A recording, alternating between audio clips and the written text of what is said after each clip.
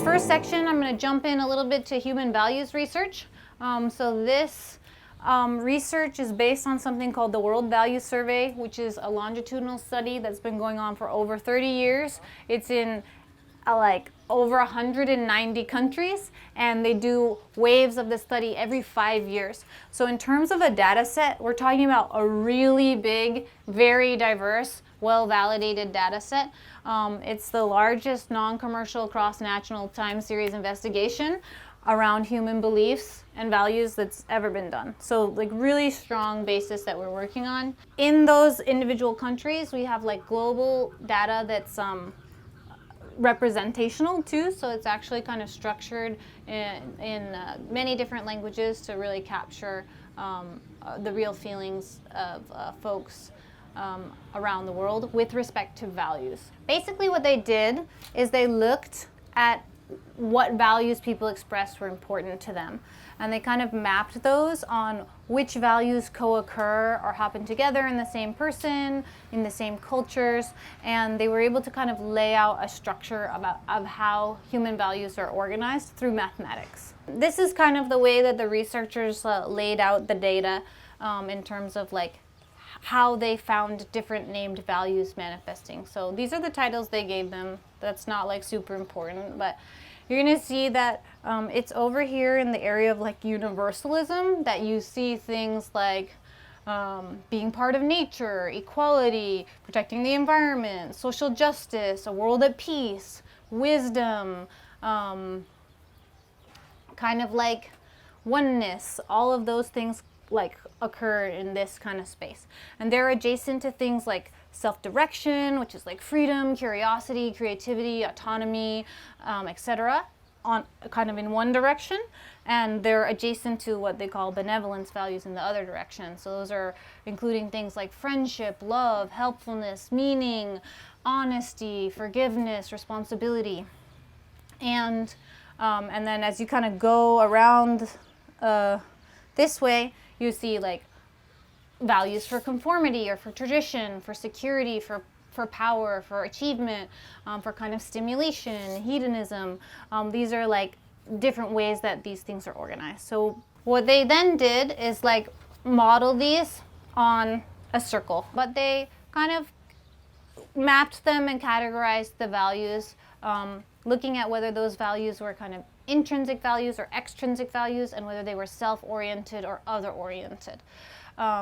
So you have extrinsic values that are self-oriented, or kind of these self-enhancement values, versus other-oriented values being what they call the conservation values and the self-transcendent values, where the conservation ones are also extrinsic values, but they're other-oriented, where the self-transcendent values are intrinsic values and other-oriented. And then you have openness to change values, which are self-oriented and intrinsic. What's really important about this, the findings of this model, is that they found that things that were next to each other, they co-occur, they help each other to take place, and things that are across each other from this model actually suppress the expression of the values that are across the model. Why is this important? Because our dominant culture focuses almost exclusively on this self-enhancement feature. So the values of capitalism, what you see in advertising, when you're being encouraged to buy, it's triggering the self-enhancement, the threat, sort of the way hierarchies are organized, the way school is organized. So like we are essentially steeped in these extrinsic self-oriented values. That's kind of the basis of dominant culture. And so then we wonder why like it's so difficult to like advocate for equality. It's like literally being suppressed on this deep human level through the messaging that occurs.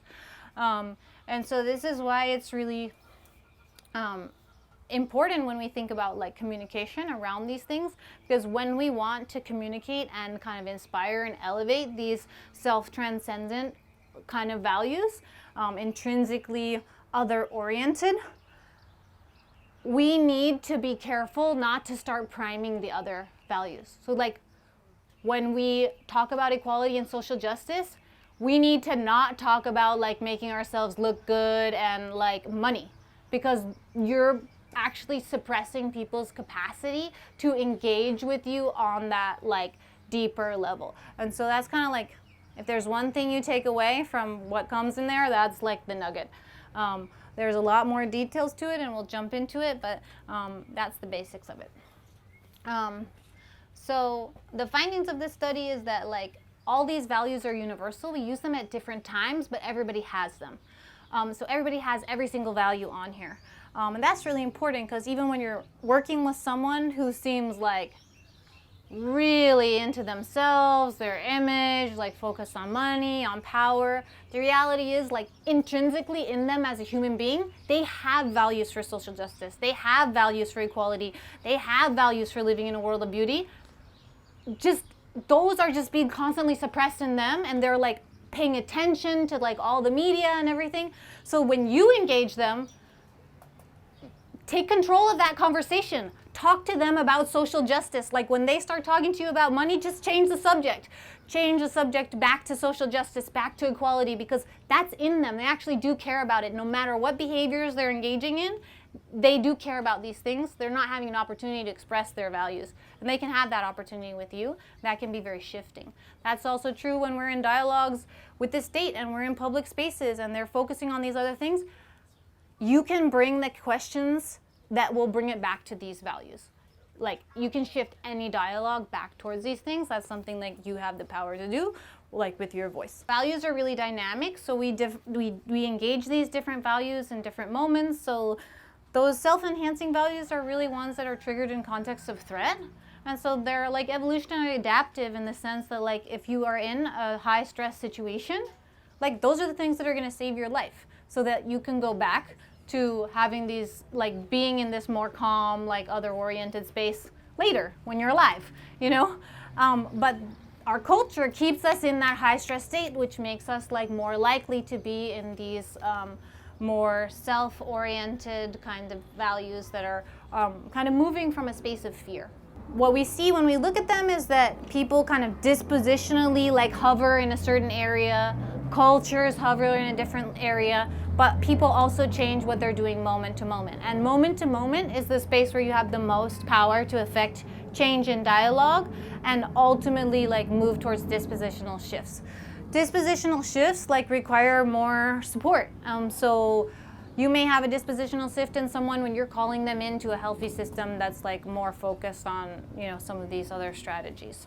The values are related to each other, so maybe someone is blocking you talking about equality or social justice. Like they kind of understand that like when you're talking to them about it, they maybe are even feeling like a little manipulated or something, and they're just like not letting you go there.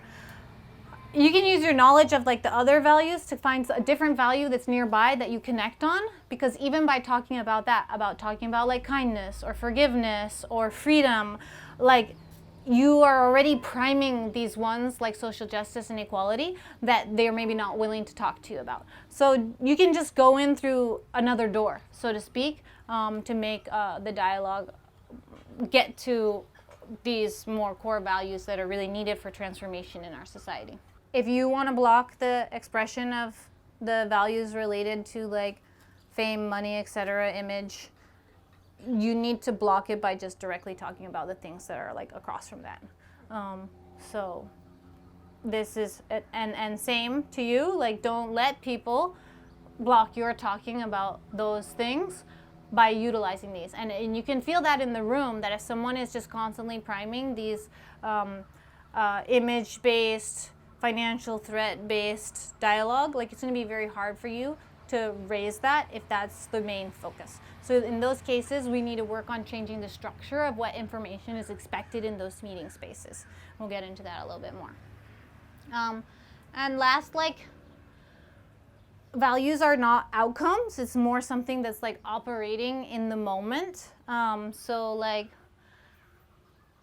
you can be famous and an artist and be like really focused on creativity and self-expression, and it doesn't mean that like image is what's guiding your action. It could be a result, like you could have a great image, but it's about sort of what's happening inside you, you know. So just because someone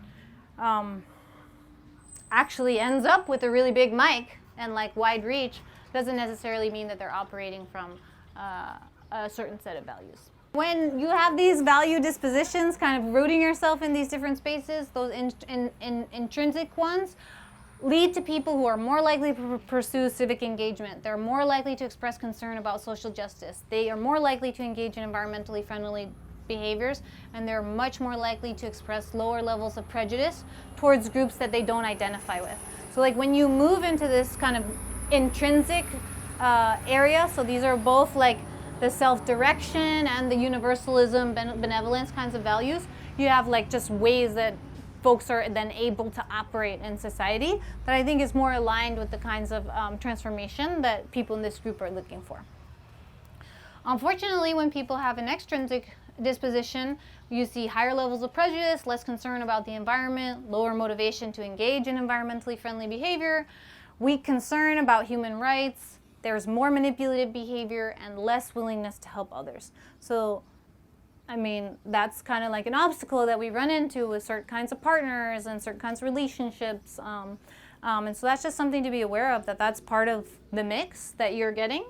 But it doesn't mean moment to moment when you're engaging with someone like that, that you can't shift them on the momentary level, on the decision by decision level. And the more you engage with that partner in that way, the more you knock them from this extrinsic disposition to a more intrinsic disposition. So those kinds of relationships and those kinds of changes are ones that we need to look at as long game changes, and they're like literally doing this like psychological healing work of like helping people who may be in positions of power to shift away from orienting themselves towards that dominant value to orienting themselves towards something that is not currently a dominant human value, but like historically in the grand trajectory of all of human existence has been like the place where we have dispositionally set our values. It's only in this modern industrial capitalist kind of like imperialist trajectory that this has become dominant, but it is, and that's kind of what we're working with right now. We're really trying to like hone in on these intrinsic self-transcendent values and kind of like call those up in people. I mean, if you look at things that we find as toxic within organizations, like shame and blame culture, this is totally putting you in conformity, right? Like you need to conform or we're gonna shame you, we're gonna blame you. That's like dealing with your image. So like you can see how these like kind of what we think of in healthy relationship systems are quite toxic. They're relying on these values to control the values that like people are expressing, and those are the kinds of behaviors that you see motivating people through financial resources, power over structures, authority structures. These are all priming those values. And it's also really important when we think about how we organize ourselves. When we organize ourselves hierarchically, we are creating a structure that's inherently emphasizing power over, which is inherently like lending space to like what kind of image, what kind of positionality do you have, versus when we organize ourselves horizontally, we're structurally priming ourselves for these more intrinsic self-transcendent values. And those are choices that we get to make. It doesn't mean that you remove people's autonomy. I think this is like a really great thing to become clear about, like who makes what decisions and who they consult with, and as a way of getting really clear on like what's the scope of an individual's autonomy versus what's the scope of a team's autonomy, and that's something that's developed by agreement. How these values get activated depends on how they're put forward, and that's something that can happen through structure, as we were just talking about. It can happen through messaging. It can happen through language. So these cause your mind to be oriented towards a certain thing. The reality that we've been talking about the other day is that human beings have limited attention, and that's how come we can be more fixated in a certain value. We can't just like hold all of them present all the time. We can really actually have to shift between them and from one to the other. We make decisions based on our habits, we make decisions based on our dispositions, and we make decisions based on our attention. So these are the three places where we can influence the way that like values are unfolding. Obviously, habits and dispositions are more long-term commitments to change, but attention is what's happening at the momentary level. That's when you have the person's attention, you're in conversation with them, you can shift that dialogue by what you're putting forward as your side of that conversation. And it can be as simple as an ask when you're engaging in conversation. If someone's keep bringing up money, image, whatever, you can just be like, I actually don't want to talk to you about that part. Can we put that part to the side? And if they agree to you to do that, you've created space to talk about what you want to and to like engage that part of their mind. The reality is, like, these tools, they call them psychological language priming and framing. That's kind of like, priming is what happens in your mind when you are activated in a certain way, and framing is sort of like the action of how you're presenting that information to like result in an effect, or it just does. And it's like, you could think like, oh, that's like really manipulative and like, I don't want to do that. But here's the catch. You cannot not do it. You will do it in any direction. So better to choose which direction you want it to be in than to just let it drop to the status quo, because we know what the status quo is. And it's also manipulative in the same way as doing something else. It's just, there's an influence from interaction and from word choice and from circumstance. It's always going to be there.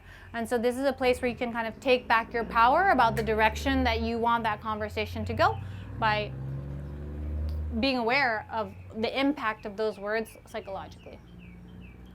So these frames really alter cognition and behavior. There's a lot of experiments about this. We're going to go through it kind of quickly, but just to give you like the sense of what's happened in the psychological space. So they call people in for an experiment. They do little games. They tell people, hey, do this little game. You're a consumer, blah, blah, blah. Make these decisions. The other group, they say, hey, you're a citizen, blah, blah, blah. Here's the exact same game. Do it. And then they look at how people behave in the game. So they call one game the community game, and they call the other game the Wall Street game. And it's the exact same game, but they give it a different name. And the Wall Street game, they tell them you're a consumer, and the community game, they tell them you're a citizen. And then they look at how they relate to values in that study, and how much cooperation they engage in the game. And when you call the game the community game versus the Wall Street game, you see so much more cooperation. Like, this is a huge effect. And in terms of also like people who engage in the game in a way that's very self-oriented, you see that also in the Wall Street game.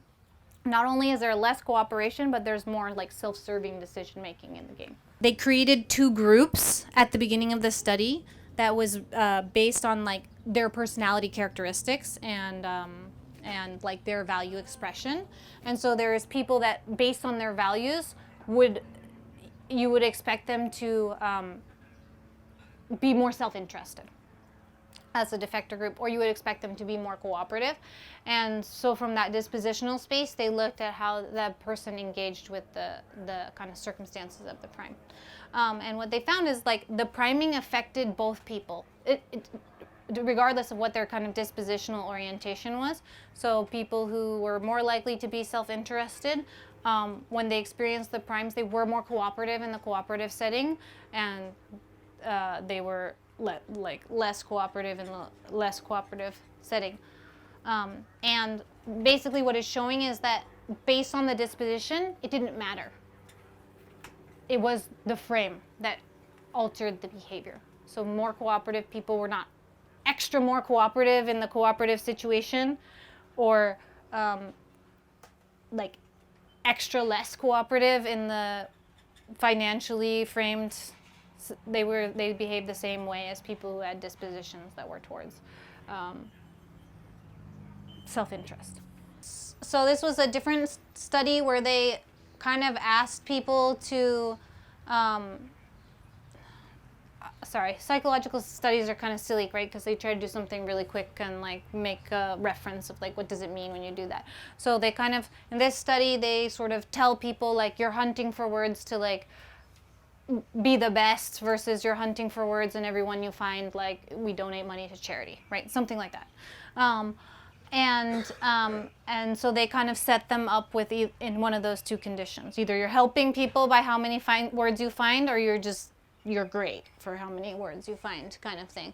And then they let them just keep looking for words until they were done, you know? What they found is that when they gave that like kind of constructive incentive for engaging in the activity, that people spent a lot more time. They gave more of their time to the activity, and they engaged in less like competitive kind of behavior in the trial, like with respect to the activity and other people.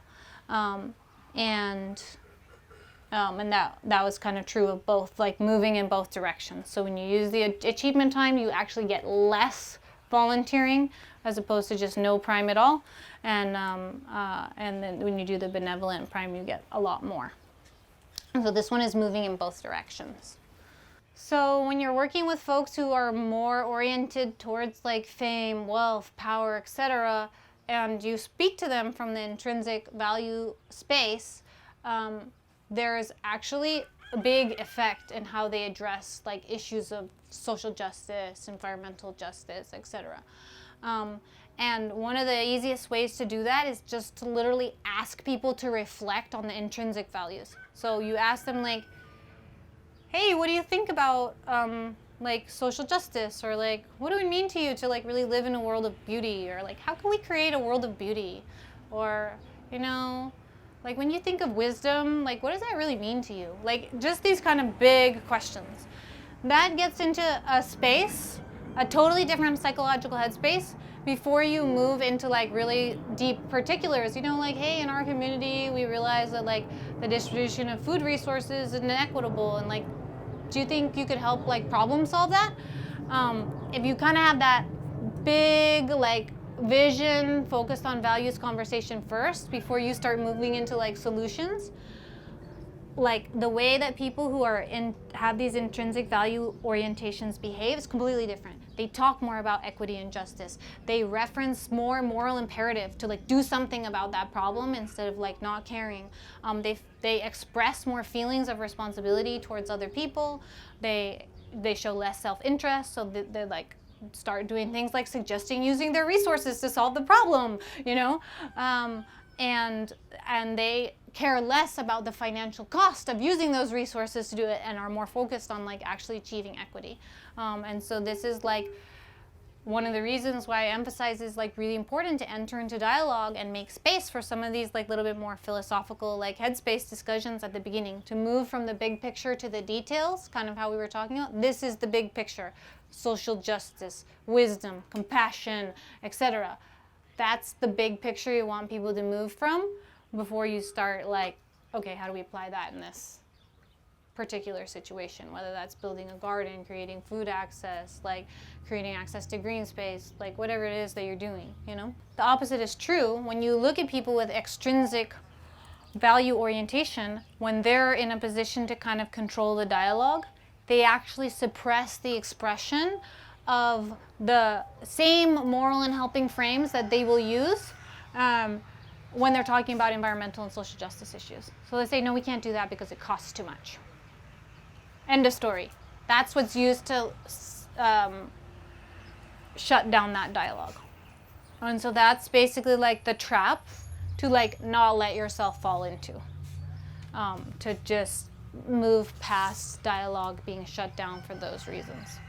So for me, I like story because that helps me remember things. So I'm so appreciating what you're saying. And it brought up a conversation that Elinor and myself and our city's sustainability manager had.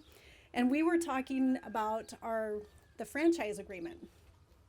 And so we went right into the details right away. And I'm thinking about the intrinsic and the extrinsic qualities of how to shift the conversation. So we didn't start with the extrinsic stuff. Or no, we started with the extrinsic stuff first. And then I could feel the conversation kind of going tense, a little bit south. And then Elinor does this thing. And it kind of like hit me sideways because I was like, wait, where did that come from? And she says to him, she says, so what's more important to you? Is it your connection with your community who's trying to build this project and do good things for the planet? I'm just ad-libbing here. Or is it your relationship with the waste hauler? And he just straight goes for it. He's just like, my relationship with the waste hauler. And I'm like, Whoa. cool. There was a pause there. And so I'm really appreciating you saying, okay, if you frame the conversation with the extrinsic stuff first and you invite that into the room, I think there might be more possibility, but I would love to have a do-over of that conversation. So hopefully that's helpful. Yeah, but even in that example, like, just keep going of like, okay, so let's talk about like what the waste hauler's interest is in this and like what they care about, and like, is it really going to be an issue for them, or what would work with for them, you know?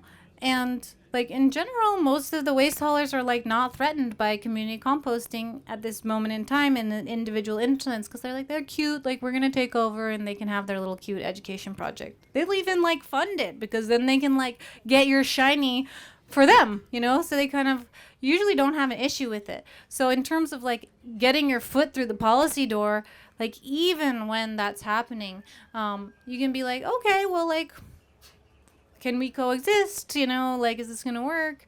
At least to make sure that you don't go in with an exclusive franchise agreement that like makes your operation illegal, because that's a big obstacle to have to like constantly be traversing. It takes away a lot of energy.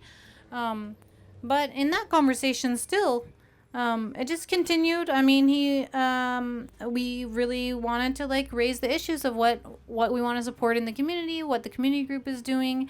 And it's still like, it's going to take more conversations, but there's definitely shifts in the dialogue about like, oh yeah, no, I could go back and ask that, or I could follow up in this other way. So it wasn't like a shutdown kind of thing. It was like, oh, okay, we can work on this a little bit more. Not everyone you work with is going to be an ally, and you gotta kind of like manage how you work with them, so they're not like damaging the prospects of your project, but also engage them as human beings. This is kind of like my thing.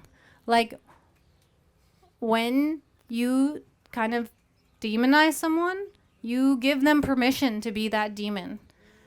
And when you treat them as a human being, and you call out that humanity. And that's what we're doing, is we're like, I know you care about this stuff. You're a human being. I know it. And you just like keep going on that. And like, they can't help it. They can't help but start moving in that direction. They're a human being. But if you attack them, then you just like close off that space towards like all these other things, because they're in full threat mode then. So it's like a place where you have to be really careful. Like, yes, go to block and like go to the battlegrounds, but be careful how you show up, because what you need is that person to come out alive and as a whole, like, restored human being from their position of power. And if you put them into threat mode and they have the structural power, it's not going to work out for the development of the project. What's going to work out is like getting them to use the power they have to build a more equitable system, which includes supporting your project. So, like, that's the shift, to show up with your full humanity towards them and really ask that of them. Anyway, so this is the asking that of them, right? You're basically doing an intervention right there in your interaction with that human. And there can be just like tons of little things that you can do. Like, it happens so many times when you start an event. You have like a little reflection, a little gathering. Like, the words you share can like impact what happens there. Something as simple as going into a meeting and asking like, what do you hope will come out of this meeting? And like, and you can frame that differently. Like, what are your hopes for the outcome on the community of this meeting? You know, you can start taking it right from the very first question you ask. You can ask questions for reflecting on intrinsic values. You can meet outside in nature. That itself is an intervention. You can, you can express gratitude. Oh, thank you. Like, thank you very much for making time. I know you're really busy, and I really appreciate you taking the time to like demonstrate care for the community and to be in partnership with me over this. that meeting is going to go completely different than if you just don't start with that. Like you're putting them in this space to be oriented towards these values. This is like being empowered. Like take control of that dialogue so that it ends up with the outcome that you want. Lead with your values and stay in integrity with them the whole way. Go with someone else that you tag team. If you're getting dysregulated because they're being really unreasonable, which is going to happen with certain power structures, tag team off. Like tap your teammates out to like keep it going the direction that you want to. Why are we talking about this in the context of communication? Because like language is the principal tool used in public discourse on social and environmental challenges. This is what you're going to use at public comment. This is what you're going to use like affecting policy. This is what you're going to use talking to like people who you're building movements with. Like you're going to use words. This is a really powerful tool to understand. It's also really easy to change. Like you can change your language right like that. You can just choose to speak differently. And you can ask other people to speak differently too. It's more challenging to do that. You won't have as much success, but like within your own cultural groups, you can set precedents of like how we want to talk to each other. How do we want to affirm each other? Do we want to share gratitudes? You can put yourselves in this space too, in your own individual practice within your groups. And when you educate around these things, why am I telling you about this? Like, yeah, we need institutional, regulatory, systemic, and cultural change. We do. I'm not saying we don't. But the thing is, those things take a long time to change. But the words that come out of your mouth, you can change them from this moment. And other people can too if you ask them to. So this is something that anybody can make changes on right now. Like you can go away from this conversation with those changes made. In terms of like when we're educating around it within the systems we are, like a lot of entities are already spending time on communications. You're sending out a newsletter, you're making social media posts, like you're doing that work anyway. And so it's important to understand that there's like a lot of additional impacts that are going to come based on the way that you frame your work and how you talk about yourself. As I said before, there's no way around this. You don't get to not do values. You're going to do them. So be mindful about the ones that you're choosing. It's not a choice to do or not do. It's a choice of like, where on the spectrum are you going to be? Are you going to put forward universalism values, benevolence values, self-determination values? Are you going to put forward power values? Are you going to put forward self-enhancing values? Are you going to put forward values for security or conformity? Like, you're going to put something forward. This was a really cool experiment that they did. They like posted different message on cups and asked people to use their reusable cups at a coffee shop. And then they counted which cups came into the coffee shop. What they found is that they had different words that they put on them.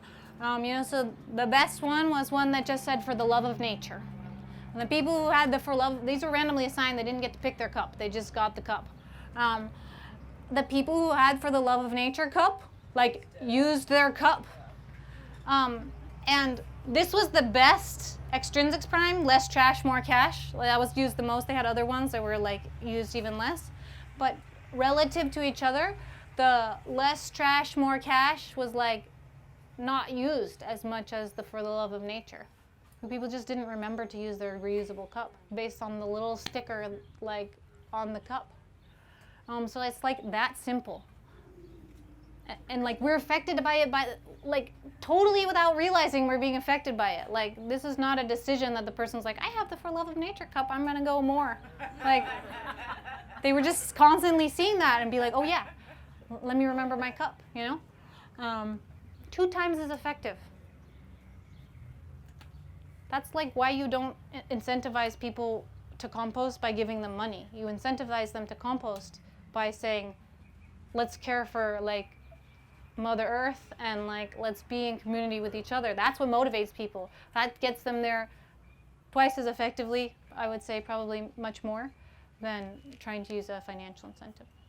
This happens with recycling too. So like when you frame the reasons to recycle in terms of helping others, because it's your choice to help others, people do it more. They think more about doing it on a surface level, like how am I going to do it? They think about it more on a deep level of like, why is it important for me to do this?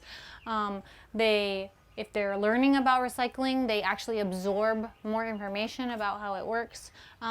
And when you ask them about it later, the things that they learned, they they retain. So when people have the feeling of like, I'm helping others because I want to, everything cascades down from that in terms of the staying power of whatever impact that you have. So if you force people to come to your composting training, then they're not going to really want to be there. They're not going to be listening that much on a surface level. They're not going to reflect about it later. They're probably not going to understand what they learned that much, and they won't remember it. It's like, what's the point of that? And then when you have this work that you need to do, it's like work with the people who are showing up because they want to be there to help others, and invite people in that way. And in this particular study, they compared that to like kind of framing things like, you must come to this training, or like come to this thing and you'll save money, because this is all about recycling, because you'll save money on getting money back or whatever. Those didn't work. When we use frames, we want to be really careful to not mix them up, because when we use an intrinsic frame alone, it's much, much more powerful than when we use an extrinsic one, or if we combine them together. In fact, when you combine them together, you almost completely nullify the effect of the intrinsic one alone. They work for everyone. They influence people's intentions to engage in activities, whether that's volunteering, going to public meetings, writing an elected official. This means when you need people to engage in civic actions, like, don't say, you have to do this. Don't say, we'll give a t-shirt to everyone who goes, Like, you're putting them in the wrong frame of mind to actually show up, We want to connect them relationally to the, like, higher purpose of what you're doing and invite them on that basis. And it doesn't matter who you're talking to, even if they normally behave from extrinsic values. When you give them this language, they are going to have these effects. And this is a super interesting thing. This is across like coalition building in all kinds of different themes. Like, you can be advocating for like work that like, brothers and sisters are doing on like disability rights, for example, which maybe doesn't seem to have any direct connection to like environmental justice or community building that's like focused on, financial equity or something. And when you engage that other issue from the same values, it just bleeds over into anything else that's coming. So you can talk to people about, say, disability rights, and then give them an opportunity to volunteer at the garden, and they're going to be more likely to volunteer in the garden because you talked about this theme in a way that is like elevating of justice, even though those are like conceptually like kind of different. It's the fact that value was raised up to the kind of front center consciousness of the individual that like helps just let that action take place. They did an experiment where they put forward like different words on like different primes for an organization, and they actually, these were real organizations, they presented to the organization like, is this something that you would say? And they agreed that they would say any of those things. They thought they were all great. And then they actually pitched it to people and saw how much people volunteered for these organizations, and big effects. So this is the intrinsic prime focused on conservation. This is the language that they put forward. Have you ever paused to think about the importance of the natural world? At the World Wildlife Foundation, we are working to minimize the loss of nature in the UK, such as plants, animals, woodlands, or rivers, by helping people to recognize its real value. The importance of environmental protection is still often overlooked and is not adequately reflected in planning and policy. One reason for this is that people's inherent appreciation of and love for the natural world is often forgotten. Reminding people of the intrinsic importance that they attach to nature can help to address this problem. Consider the woodlands, which currently cover nearly 3 million hectares in the UK. At the World Wildlife Foundation, we're helping people to express and share the feelings they have about woodland areas and their conviction that it's important to preserve these. So this is like putting you in the space of like care for all, etc., right? Versus almost the same thing, but here's the extrinsic prime. Have you ever paused to think about the contribution that the environment makes to our national wealth? At the World Wildlife Foundation, we're working to minimize the loss of the UK's natural resources, such as plants, animals, woodlands, or rivers, by helping people to recognize their real value. Natural assets and the benefits they provide are still often overlooked and are not adequately reflected in planning and policy. One reason for this is that the financial value of the environment and the commercial benefits that people derive is often overlooked. Putting a monetary value on nature can help to address this problem. Consider woodlands, which provide a range of essential goods and services and contribute around £1.2 billion to the UK economy. At the World Wildlife Foundation, we're helping to develop financing schemes to ensure that those who benefit from environmental goods and services compensate those who provide these services. Different feeling, but they said, yeah, they would totally say that. And then here they mix them up. Have you ever paused to think about the importance of the natural world? At the World Wildlife Foundation, we're working to minimize the loss of nature in the UK, such as plants, animals, woodlands, or rivers, by helping people to recognize its real value. The importance of environmental protection is still often overlooked and is not adequately reflected in planning and policy. One reason for this is that the financial value of the environment and the commercial benefits that people derive is often overlooked. Putting a monetary value on nature can help to address this problem. It's also the case that people's inherent appreciation of and love for the natural world is often forgotten. Here, reminding people of the intrinsic importance that they attach to nature can help. Consider woodlands, which provide us a range of essential goods and services and contribute about £1.2 billion to the UK economy. At the World Wildlife Foundation, we're helping to develop financial schemes to ensure that those who benefit from environmental goods and services compensate those who provide these services. We are also helping people to express and share the feelings they have about the 3 million hectares of woodlands in the UK and their conviction that it's important to preserve these. So then they looked at how much these people said they were going to volunteer after they read these different things. And what they found is that the people who had the intrinsic primes said that they would volunteer and said how much they would volunteer. And both how much they said they would volunteer and whether they were willing to volunteer at all was increased by the intrinsic prime. And then for the intrinsic prime, it was no intent, not an intention to volunteer. When you had the mixed prime, it pretty much had almost no effect. So obviously the encouragement is stick to the intrinsic values and try not to bring in those other ones in your narrative. Some places you can't control how other people are talking about it. That's just something we have to deal with. I mean, you can invite them not to talk about it, and that's a tool you can use. And then just an important understanding of what's the scope of this is if you use a one-time prime, it's not going to change that person.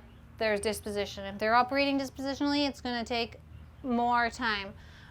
We don't have really conclusive evidence. If you keep hitting that person with the prime, does it change over time? It looks like it might, but no research evidence to show that yet. It doesn't change people's attitudes about social and environmental issues, so they still may speak from the same opinion that they had before. But what is changed is how they intend to behave. And how people intend to behave is very much linked to how they actually behave. So that's an important behavior effect. And people's attitudes are actually affected by their behaviors. So this is again, a long game solution. You kind of change how they intend to act, which change how they act, and then when they change how they act, if their action is a little bit contrary to the attitudinal belief that they're holding, then actually them engaging in the behavior over time changes the attitude. So this is kind of how that works. It doesn't increase their intention to donate money. That's related to their dispositional value orientation. So that's something that happens.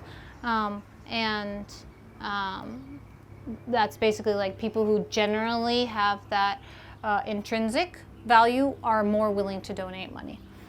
Whereas people who have that intrinsic value are more likely to keep their financial resources for themselves and for people that they view as their in-group. Those dispositions, however, can and do change over time and in both directions. So if you put yourself in a situation where you are constantly exposed to these extrinsic primes, that does leave you vulnerable to shifting your dispositional values, just as if you call people in who have extrinsic value dispositions and kind of inundate them and immerse them in an environment of intrinsic values, that can shift their disposition towards that as well. How this works for government or evaluation is that actually when you measure only how much something costs and what's the cost benefit analysis, such as when CalRecycle asks us to tell us, we just want to know dollars per ton, we're like, okay, we'll tell you your dollars per ton because you're asking, but you know what? We're also going to tell you all the community benefits, and we're going to do an environmental, community, and financial analysis all side by side. So we're going to not just say you only asked for all the financial indicators, so we're only going to give them to you. We're going to say, no, we're going to give you all the indicators, and there's a lot more community and environmental indicators than the financial one. That shifts the volume in the consciousness of how we're doing these things. This is part of the purpose of the Community Composting Hub Health Assessment and the Community Composting for Green Spaces grant, and for the 10 analyses that we present. One is a holistic economic analysis, and it doesn't only look at dollars per tons. It looks at the economic value of all the environmental and community benefits and what it would cost to run programming in every single one of those areas.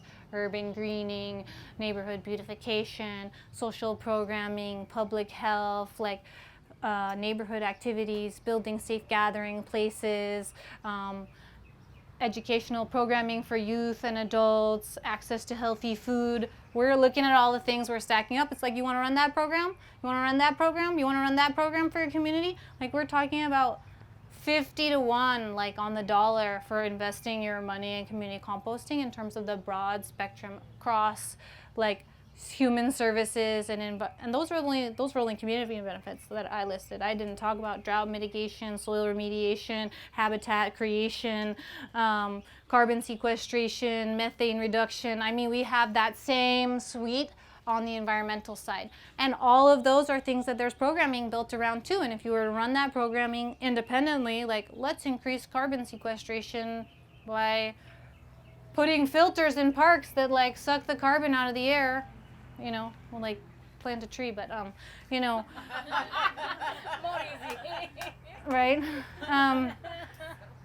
But that's the kind of thing that is doing one, and you're investing your dollars in that technology, but we're saying invest in this comprehensive system because that $1 is going to build the composting system. So yeah, it's true. It might cost 2 to 4 times as much to do it as what you're paying for your industrial compost, but you're actually getting 20 programs for the price of 4, and with the other one you're getting for the price of 1 and a negative externalized costs on public health and employee well-being of actually -4. So it's pay $1 for -4 or pay $4 for +50. That's kind of the holistic economic analysis in a nutshell. And we need to present that information as a way of presenting alternative indicators.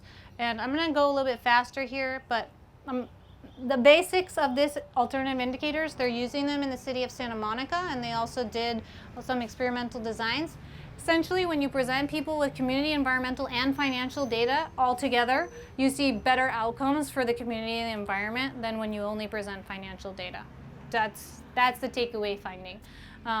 So if you want better outcomes for the community and environment, even when finances are an issue, make sure that the information about the impacts to the community and the impacts to the environment are presented along with that financial data. You probably in public spaces will not get away from people looking at the costs. So look at the costs and frame it as financial sustainability, program sustainability, well-being for workers and community members, etc. But make sure the broad scale community environmental effects are included. The important thing about this is what they've done research on this, no interaction with any other individual characteristics. So being exposed to alternative indicators and making better decisions for the community environment, it's no different for people based on whatever gender that they identify with. It's not any different based on their cultural heritage. It's not any different from with their disposition of values. They just all those people from both groups have the same amount of changes for the impacts and decisions they make around the environment and the community. What they do is help people who don't like thinking to actually think more about the choice and therefore make the harder, more complex choice of weighing the variables, whereas they'll think about it even less when they're not presented with the more information. And it has an increased impact on people who place a high degree of importance on money and financial success. So people who dispositionally have that value a lot, by presenting environmental and community variables versus not, they will be much more likely to make a decision that benefits community and environment, like more than the average person. So it's particularly important to present those to maybe people who don't care about them because they're more focused on money. I just want to do what's cheaper. I just want to save money.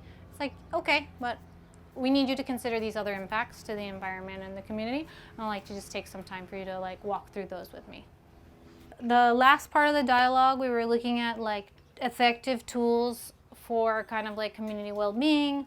And I didn't get to present the last slide, but I just mentioned nonviolent communication and restorative justice as like, and kind of like, in particular, circles, restorative circles, as ones that we have used like successfully in our community, and I encourage people to like look into them more. With respect to nonviolent communication, I just want to elevate like a couple things. So it's sort of, when you first maybe come to it, you'll be given like a basic format that is like, okay, state the factual observation, like share like the feelings that you're experiencing, share the needs that you are experiencing, and like make a request of the other person. That's kind of the basic format. A couple places to be like aware here is like,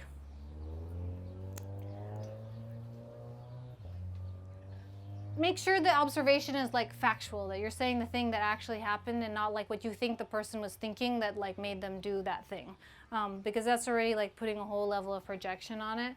It's just like, you know, it can still be, like include like a you statement, because like if the person did actually like, you know, it could be when you bumped into me, you know, I felt hurt because my need for consideration like wasn't met, and would you be more careful? It could be like a super simple way of doing it, and usually the person's like, oh yeah, no problem, I totally didn't mean to do that, I just like wasn't paying attention, and like I could totally be more mindful. But of course we get into like much more complex things. It's not that simple, but when we break it down in that way, I've like shared it a lot in the community, and people are like, oh my God, it's magical. When it works really well. Doesn't always work, but it's I would say has a higher success rate than not trying to use it. Might be a little clunky at first. Some pitfalls and things to be aware of, and I'll elevate these in another moment. But pitfall is like when you're saying a feeling word, you're actually using what's called an evaluative word. So you say like, I feel manipulated, I feel blamed, I feel attacked, I feel criticized. These are all words that actually are saying how you think the person is doing something to you. So you're telling them what you think they're doing to you, not how you're feeling. The feelings might be like, I'm feeling hurt, I'm feeling frustrated, I'm feeling angry, like I'm feeling tired, exhausted, you know? Those may be some of the real feeling words that are expressing like how you're feeling. So I would say like, if there's one little thing that gets missed within it, it's that. It's like really helpful, because you're like thinking I'm doing this great job expressing myself, and then like the person's in full defense mode, you know, and you're like, this is not going how I thought. Well, it's because it's kind of like, you're attacking me, and the person's like, I'm not attacking you, you know? And it's because you didn't say like, oh, I'm feeling really hurt, or I'm feeling like really vulnerable, or whatever. Like you're not really saying what's going on for you. You're making an assumption about what they're directing towards you. That's negative, right? It's not like you were trying to help me out. It's like you're trying to hurt me. And if that person's trying to be in community with you, it's like very natural for them to be like, no, I wasn't trying to hurt you. That's actually not what I'm doing. And then I'll elevate these, but there's like a list of needs that are like very complex. There are needs for meaning, there's needs for like physical well-being, there's needs for connection, there's needs for like peace and harmony, you know, like these are like kind of abstracted values, and there are things that like generally like everyone can get behind. Really, really nice to use the tool of looking at the feelings lists and needs lists that are kind of put forward within the nonviolent communication frameworks, because the reality is in our society we don't value feelings that much, so our feeling vocabulary word is kind of limited, and we don't often talk about it in a more nuanced way of like the different kinds of like anger you might be feeling, or the different kinds of like sadness you might be feeling, or the different kinds of tiredness you might be feeling. And when you're actually more specific, it's so much easier for the other person to empathize with you. And for you guys to engage in creative problem solving together, because you're actually being a lot more vulnerable using a more particular feeling word, letting people know what's going on with you. And then the last is a request, right? We don't want to bring demand energy, because that, again, like it literally takes away the person's autonomy to be responsive in caring community with you. So like that request of like, and if you're just offering your side and not like kind of waiting to hear from them, you might say like, would you be willing to do X, Y, Z? And like that proposed solution might feel really overwhelming or problematic, or they can't do it because they have another commitment at that time. And when you're like, you need to do this right now, they'll be like, sorry, I can't. I have something to do, and like, see ya. Versus if you're like, hey, would you be willing to do this, you know? Then the person will be like, I actually really want to do that, but I have a meeting at that time. How would it be for you if I did it at this time? And then you could be like, yeah, that works for me, or no, I really need it done by this time. Would you be able to do it before? And they could be like, yeah. So when you're in that true request energy, you're bringing a like, let's find a solution that works for both of us, even though you haven't listened to what's going on for them yet.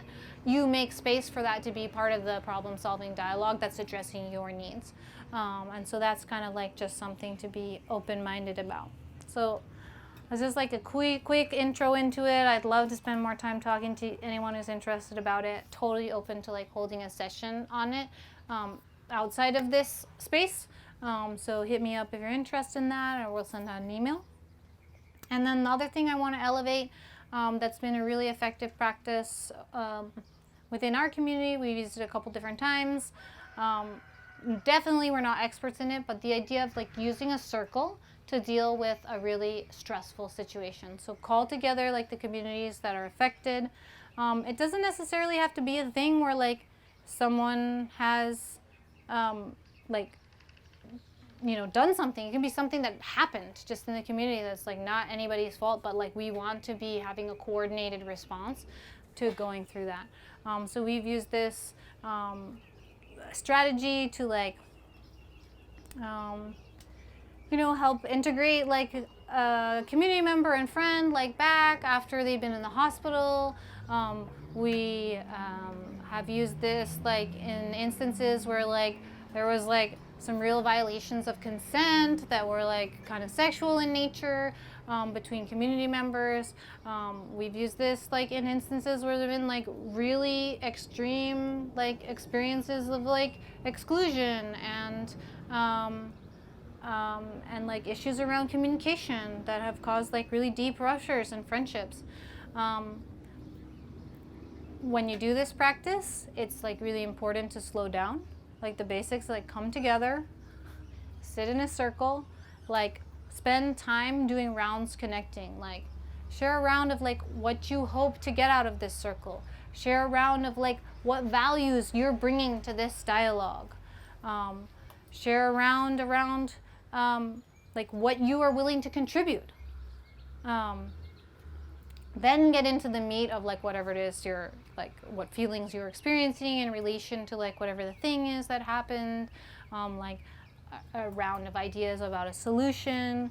It's really nice to kind of have everyone's ideas and then like have a round to see if there's ways people could integrate those ideas. Do a round to see if like anything was missed.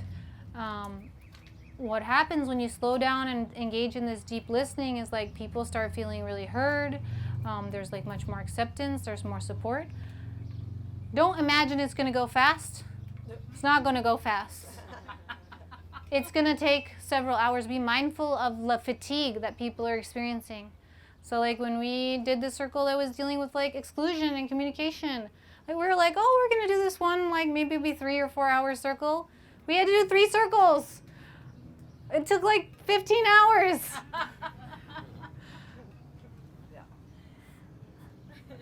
And in the end, we didn't come to a solution. Another round for solution. Well, we came to the point where we realized that within the people gathered, there was a fundamental value difference that wasn't going to be overcome. That there was sort of like a stubbornness in like certain perspectives, and it was sort of like, I guess, a more voluntary walking away from the dialogue of kind of just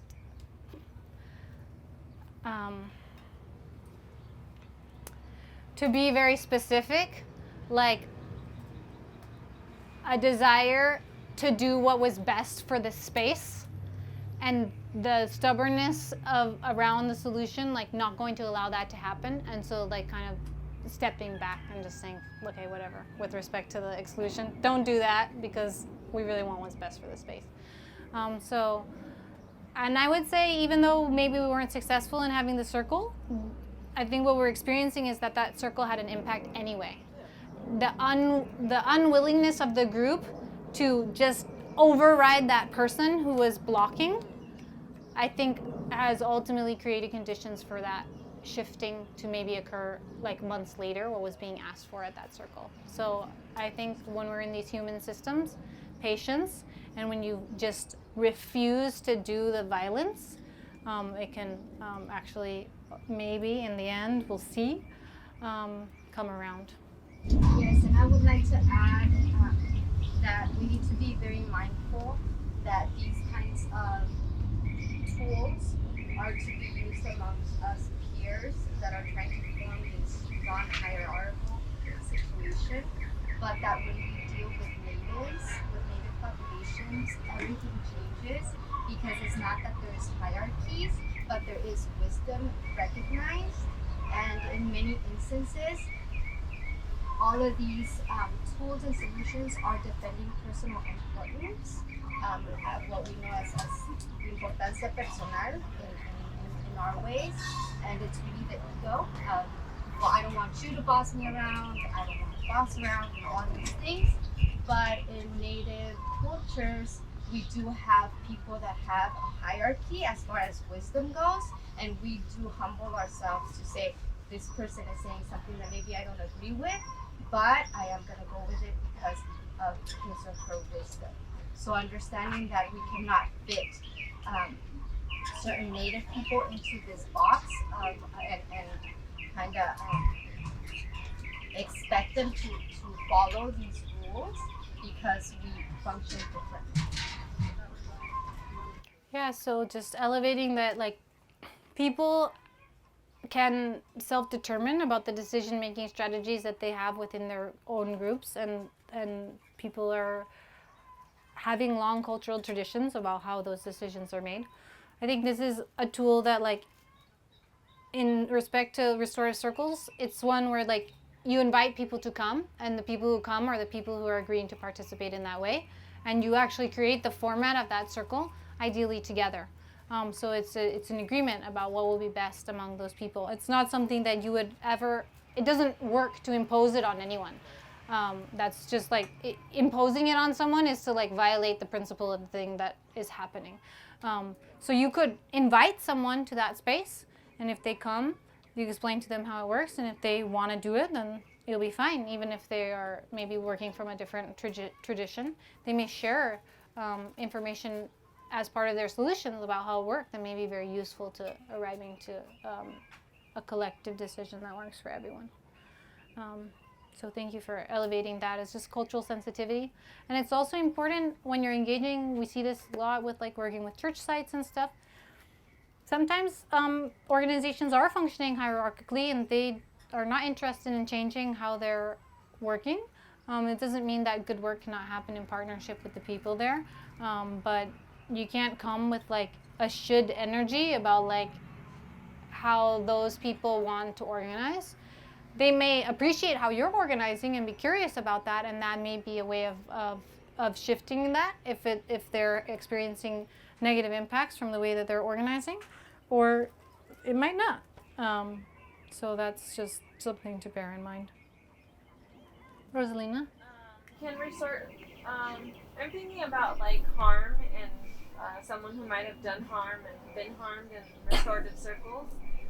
Can sometimes like those things happen separately, like restorative circles with the person that maybe have experienced harm and doesn't want to be with the person that harmed them? Does that make sense?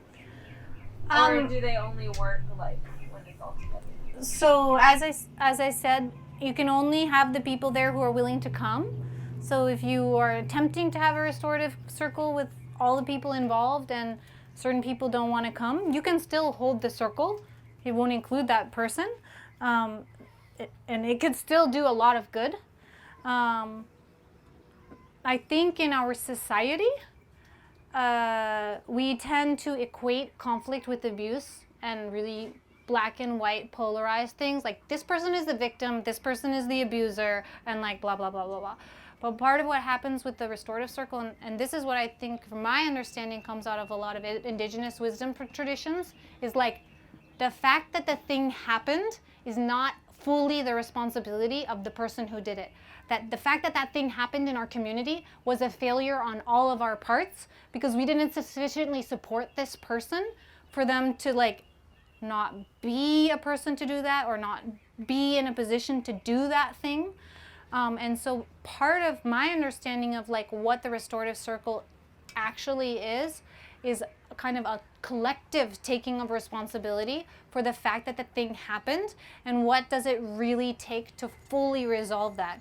And that means working to fully heal the person who maybe experienced like the instance of harm, and it's also working to fully heal and support the person who potentially we might view as being the perpetrator of that harm, so that they can be a full human being that is like not the person who would do that anymore. And that's the way of restoring the community to safety, is actually fully supporting that person into a space where, like, you know, in the example that I'm giving about, like, it was like education around consent for that person, and that person was literally like, why don't they teach this stuff in school? Like, I've never heard these things before. And like, it was like kind of a revelation for him to like have some of this information. And so that was like a point of growth for him. And just learning those things was already kind of shifting him into a person that like maybe wouldn't do those things in the future.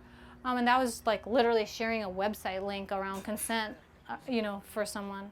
And then like fully hearing that person, and also hearing about like the kinds of like maybe dysfunctional sexual situations that they had been in before that was just kind of like playing out, and like holding space for like the hurt and the harm that was like part of their experience that maybe led to those kinds of things.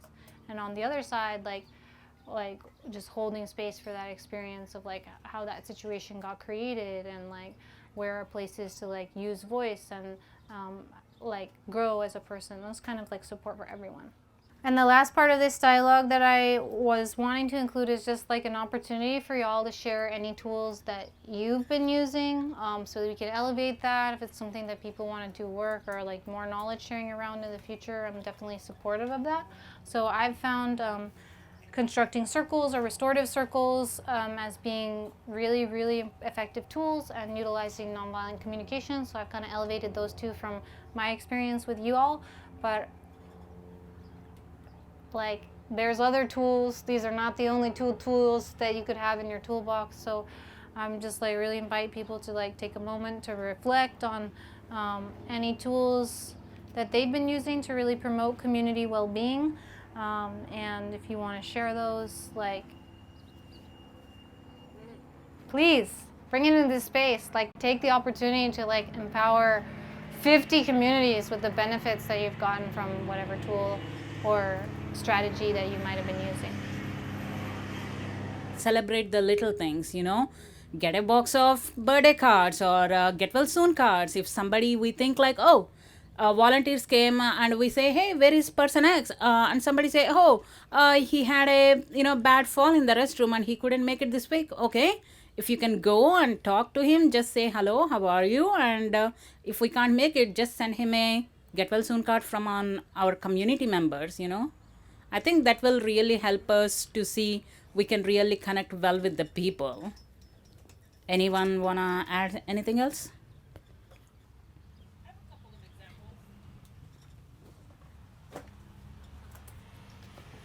Oh, that was really loud. So, as a school teacher, one of the things that we do for each other as educators is to identify and notice things that we're doing well and to acknowledge that. And sometimes it's just through a simple little note that we pop in each other's boxes about, I noticed such and such situation.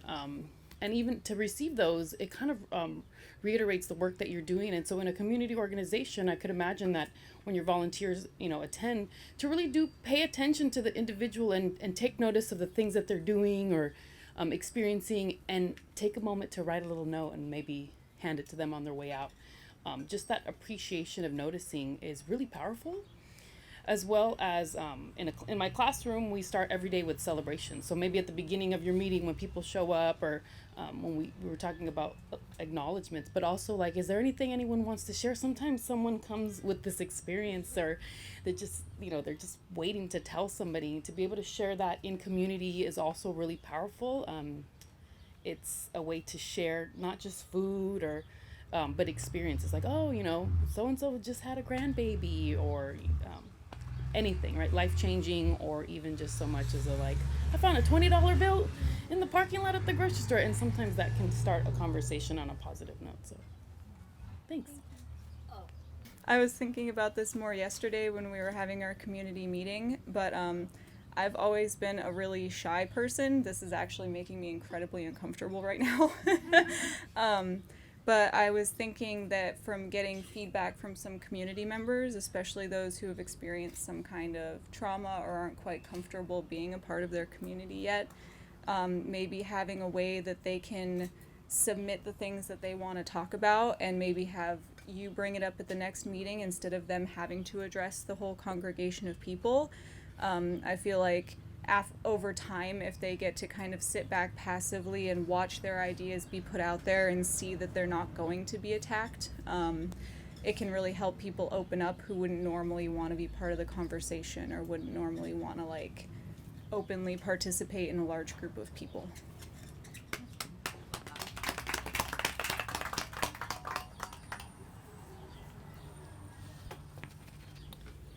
Yeah, I wanted to comment on getting extra help when we need it. Like you're talking about this long rounds of restorative circle, that our community has been in these situations where we've gone long rounds, people are really exhausted, and we need to get third party omnipartial. And so just to remember that we always are partial when we come to the table, like you're saying. There is some partiality, and so it's not getting, I think it took a long time. Do we look for the money or the extra help or bringing this problem to the outside? But it was really helpful, especially when people are about to walk away or we're about to make major decisions about people's participation and exiting of the community.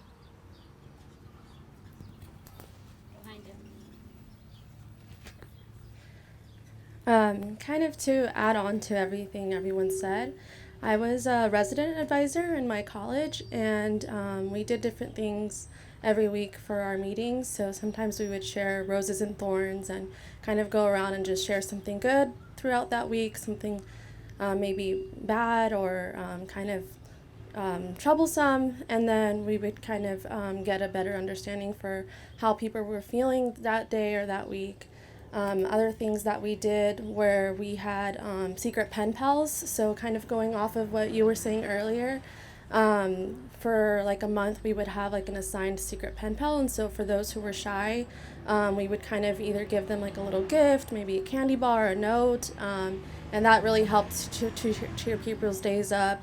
And the last thing that we would do is we would have like a box in the center of our table, and we would write like anonymous notes to people and kind of encourage each other or give shout outs to someone that was doing something really great. We also had like a rock, like a You Rock rock, and I know that some schools do this, but every week we'd kind of congratulate someone for something that they did that kind of went outside of the box, and then they would get to have that rock for that week and then kind of gift it to someone else. So I think that those things, kind of encouraging each other, understanding how people are feeling that week, and getting a better understanding for their personal lives really helped to build that community engagement.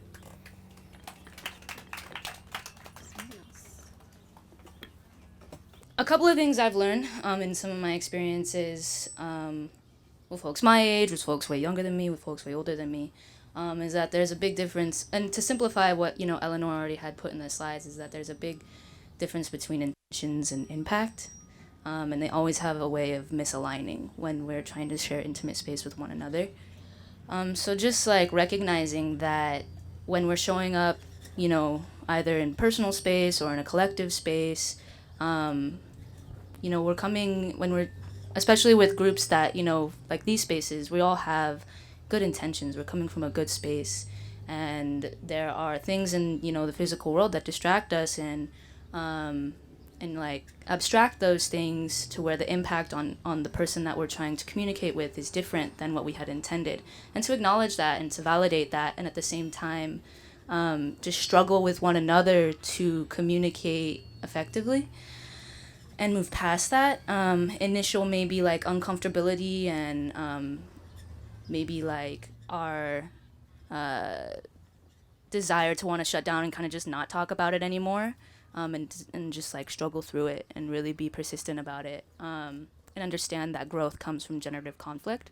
Maybe a preventative thing as well to having to really make space for a restorative circle is to make space in our daily lives to practice being intentional about letting people know the reflections that we've had on ourselves, like the criticisms that we've had on ourselves, and the reflections like maybe we were like thinking at the end of the day, I actually don't like how I showed up and how I was speaking to that person, and sharing that with the person the next day and being like, I really apologize for my behavior.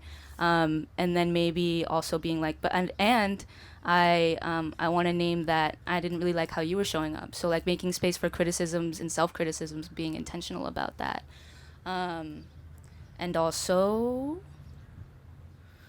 it's been a long couple of days, y'all. But yeah, that's it. What I was going to share is that the other day, Hiapsu and I were having like a personal conversation about like a personal conflict I'm having in my life, and he shared some wisdom with me about like really like showing up for people that may have harmed us, like in like criticism, and making sure that those people know that we accept them as their whole beings, and maybe sometimes like their anger or whatever way they show up in the way that harms us can maybe be like a fear of rejection or a fear of not feeling accepted.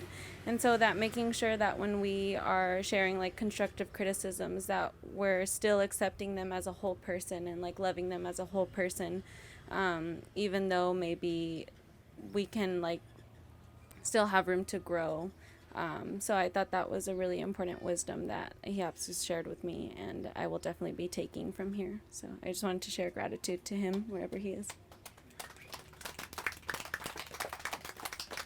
One of the things that, so I'm a physical therapist, and so one of the things that has really kind of changed my interactions, just like both with my patients and clients, but just like family members, like everybody really, and kind of starting off like the initial relationship with both parties feeling really respected, is really just kind of active listening. But I didn't really kind of understand what that was. Like, active listening, okay, great, but listening to like really try and understand the other person's story, because there's like, and you can tell when people are doing it right, there's almost like this slight change in their face when you can tell that they're really trying to kind of understand who you are as a person and what you're trying to tell them. And I find it's really hard because you're kind of constantly fighting this like ego battle inside with like you're listening, but you're also like thinking about what you're gonna say, or like that time that happened to me too, and I'm gonna immediately tell you about it when I'm done. So just kind of in our interactions with just each other, and like when we might come into members of the community that where the stress level is a little bit heightened, kind of keeping in mind that whatever I've kind of decided or my impression is or my assumptions are, like I'm still going to approach you with like trying to understand your story, because I feel like when we're kind of both starting off on that foot, there's like that really opens up the door for us to connect kind of as people, but as community members as well. So that's been helpful for me. We need to give people their space. Like, for example, Janice said she's a physical therapist. Most of the time in these community spaces, if you find a person who is in such a profession, we feel like, oh, okay, if you're a lawyer, can you help me with this one? We don't recognize that they are there to volunteer and helping for a whole cause. We just go in there and say, oh, I need help with this case. Oh, I'm having this issue. I'm a chiropractor. Oh, can you fix me this? So I think giving, we don't recognize initially, but when we recognize them, okay, they belong to such a profession and we might need their help, maybe at that moment, let it pass and meet them in person when they are done their work. I mean, yes, that's glad. We will be very glad that we have someone on board that can help us other issues as well. But the way we treat the people in that scenario is gonna make them uncomfortable. I personally experienced that because I've been in that situation where I asked a professional like that and he's like, can we talk about this later because I'm here to do something else? So that's my personal experience, but it's a good thing to learn. So I just want to recognize that. Thank you.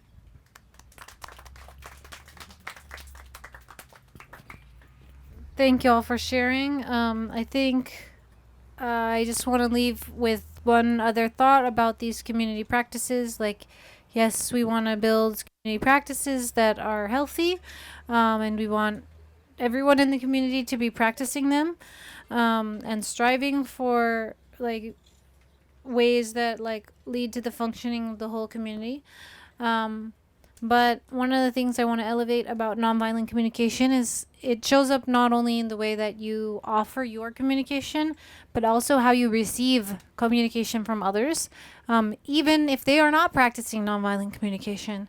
Within like the nonviolent communication tradition, they talk about like having giraffe like ways of speaking because the giraffe is the animal with the biggest heart.